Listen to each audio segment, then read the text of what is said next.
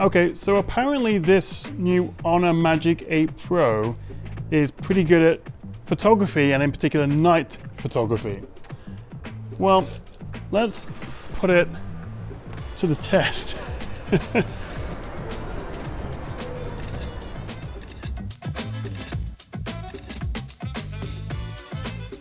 So I've actually been carrying this around for the past 2 or 3 months now, because of course it did have an earlier launch in China, but now the Magic 8 Pro is finally getting its global launch.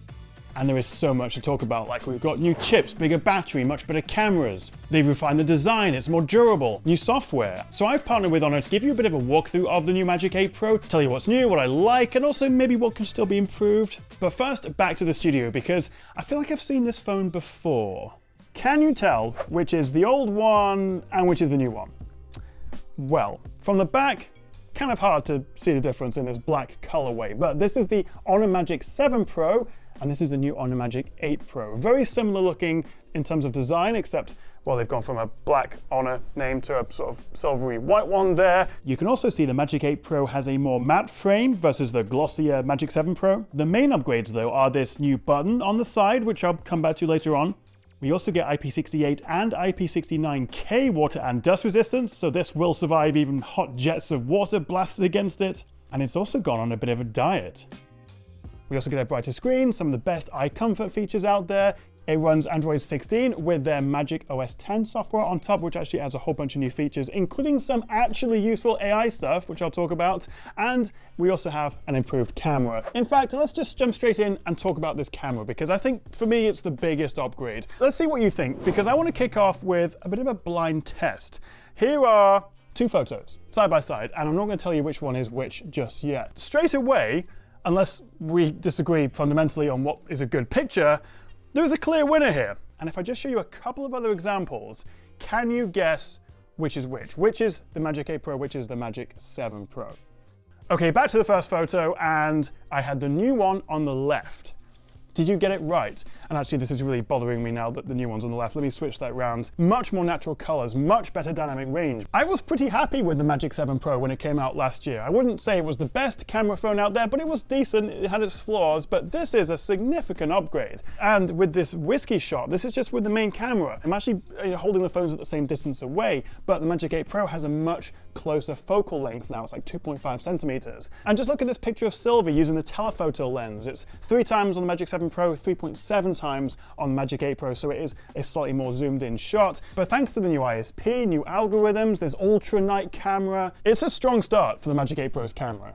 They've also improved the image stabilization, particularly with that telephoto. But I think the big thing here is that Honor have rebranded the main and telephoto cameras, calling them their ultra night cameras, because this year there's a big focus on low light and nighttime photography. And just for a bit of fun, let's bring in a shot from the Galaxy S25 Ultra, and you can be the judge. They've also once again collaborated with Studio Harcourt, so you've got Harcourt Vibrant, Color, and also the black and white Harcourt Classic. But also, if you keep swiping, you'll see we've got 6 unique film presets. There's also other film colors, regular filters, you've got stage modes, you've got motion sensing. We could be here for like half an hour just talking about the camera. But let me just shut up for a second and show you a few of the shots I've taken on the 8 Pro before I end this camera section with maybe the most impressive bit.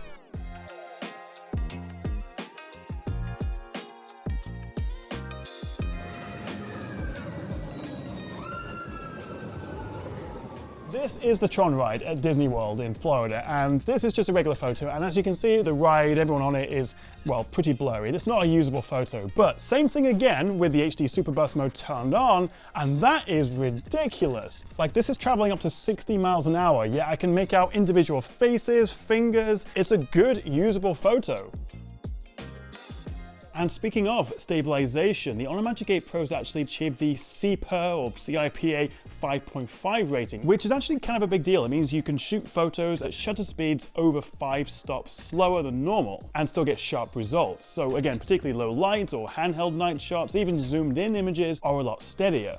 Equally impressive though is the AI enhancements. Now this does require an internet connection when you take the photo, but zooming into 10 times and beyond, this little AI enhanced zoom mode icon will pop up, tap that, take your photo, and then after maybe 5 or so seconds of processing, it morphs into this much higher quality shot. When you turn this on, it's using cloud AI, so particularly at even longer range zooms, you're going to get a better upscale. Now you'll notice at the front here we have this sort of double-wide camera module, and actually it has a sort of dynamic island, very much like an iPhone, very much copied from an iPhone, which is kind of useful if you're minimizing Spotify or YouTube. You can see little notifications up there. But one of these is a 3D depth sensor, the other is the main 50 megapixel selfie camera, which is the same hardware as last year, but again, the selfies also look significantly better this year. So photography, big upgrade. Videography, you can now shoot 4K 120, thumbs up.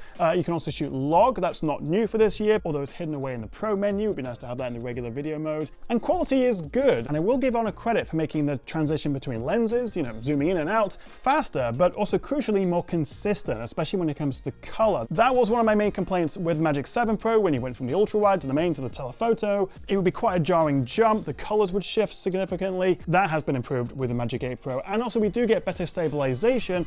So the Magic 8 Pro really goes to show that the hardware, the specs, even though on paper it's very similar to last year's phone, this is much better, particularly for photography and particularly at night. Okay, I know I've been waffling on about the camera. Let's switch gears and talk about the new chip. This is powered by the latest Snapdragon 8 Elite Gen 5 and versus last year's Magic 7 Pro with the previous gen chip. So as you would expect, new chip equals higher numbers in a benchmark. Who cares really? Well, on the one hand, it's about future-proofing. I mean, you're going to pay a lot of money for this phone, so you want that top-tier performance to last you as long as possible.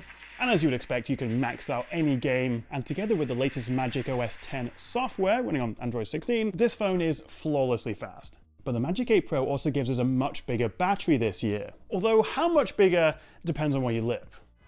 This can get a little bit complicated. So, in the UK, in Europe, we have a 6270 mAh battery in the new Magic 8 Pro. That's a full 1000 milliamp hour bigger cell than the previous generation. Of course, it uses silicon carbon chemistry, so it's significantly bigger than what you get on the S25 Ultra or the Google Pixel, but still a touch smaller than some of the other Chinese rivals. However, in the rest of the world, they get a Magic 8 Pro with a 7100 milliamp hour battery, and in China, 7200 milliamp hours. I did put this against my Magic 7 Pro from last year, but because this is the bigger rest of world version, it's not exactly a fair test, although it did last a fair bit longer. But I'll take it. Bigger battery and also very, very fast charging. Honor also give us some of the best eye comfort features you'll find on any phone. There's a whole menu for it in the settings. With the high PWM rating, with the dynamic dimming, with ID focus. There's an ebook reader mode which turns the screen black and white. And if I bring in the iPhone 17 Pro Max and then whack the shutter speed up on my camera, you can see the difference with that refreshing, that flickering. The Honor is a lot more comfortable for your eyes. And in terms of the brightness, this year they've whacked it up to 6,000 nits of peak HDR. That's just going to be like a small 5 or 10% window, but it really means when you're watching HDR content, those bright highlights will be even brighter. And it would not be an Honor phone if they did not jam-pack it with all the latest AI features. You've got AI Photos Agent, and this is very similar to the editing tools you'll find in the Gallery app, where you can remove people in the background, you can improve the quality, you can expand the photo without painting. There's a lot of options to play with, and of course we have Honor's image to video, well technically Google's image to video, which if you remember launched first on the Honor 200 earlier this year. You do only get a handful of generations for free per month unless you subscribe, but it's still a fun thing to play around with. So this AI Photos Agent is new, but we also have this new Magic Color option, which is kind of like an AI-enhanced smart filter. So you can change the look of your photos, but it's not just like a flat filter. It detects the different subjects in the scene and colors it accordingly. You can even use the color style of a different photo using this AI color picker. It actually works really well. We've also got this new AI settings agent, and from here you can tell the phone to, well, lower the brightness, turn on a personal hotspot. It's a neat idea if you're maybe not the most technically minded and rather than having to find all these settings in the settings menus, but it's also very limited. There's not an awful lot you can do with this. What you may want to use though is this AI memories. It's kind of like a little dumping ground for all your thoughts and screenshots, and if you just do a 3-finger swipe down from the top, it'll capture what's on screen and put it straight into your AI memories. You've got all the usual AI services, including AI translations, call translations, you've got deepfake detection if you're on a video call, and of course you've got Magic Portal. We've seen this for a couple of years now, where you can use your knuckle or long press on an image or some text or an address, drag it to the side of the screen, and then put it into one of the recommended apps. Really handy for searching an image or putting an address into Google Maps. So that is the Honor Magic 8 Pro. I will leave final pricing and also availability in the description below and also pin a comment. But the question is, what do you make of this? Is it a worthwhile upgrade? Would you be tempted to buy one? Thank you so much for watching, guys, and I'll see you next time right here on the Tech Chat.